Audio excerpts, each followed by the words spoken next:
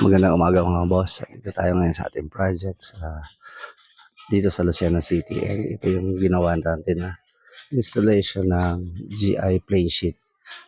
Ito bali ang ginamit na waterproofing na material para dito sa kanilang firewall. Previously kasi nagkaroon sila ng mga problema with regards sa water leaks sa loob ng kanilang bahay. So, pina-waterproofing na daw nila ito before. Still, nagkaroon pa rin ng mga water leaks sa loob ng kanilang bahay. Particularly doon sa kanilang living area at saka sa bedroom.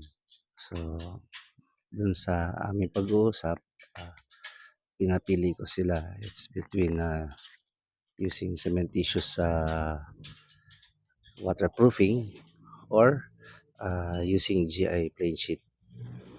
Binigyan ko sila ng pros and cons sa parehas na materyales, and pinili nila yung option na using GI plane sheet since mas mabilis ito at saka mas mura.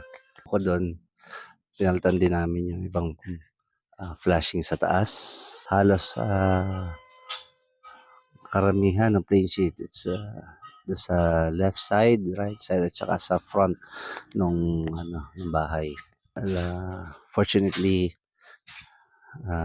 pagkatapos namin hindi naman na nagkaroon ng water leak sa loob.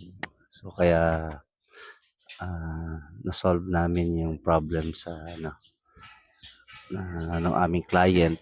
Hindi na nila nararanasan na may tumutulong tubig doon sa kanilang living area. Lalong-lalo na doon sa kanilang mga lighting fixtures kasi na grounded na yung mga ilaw nila.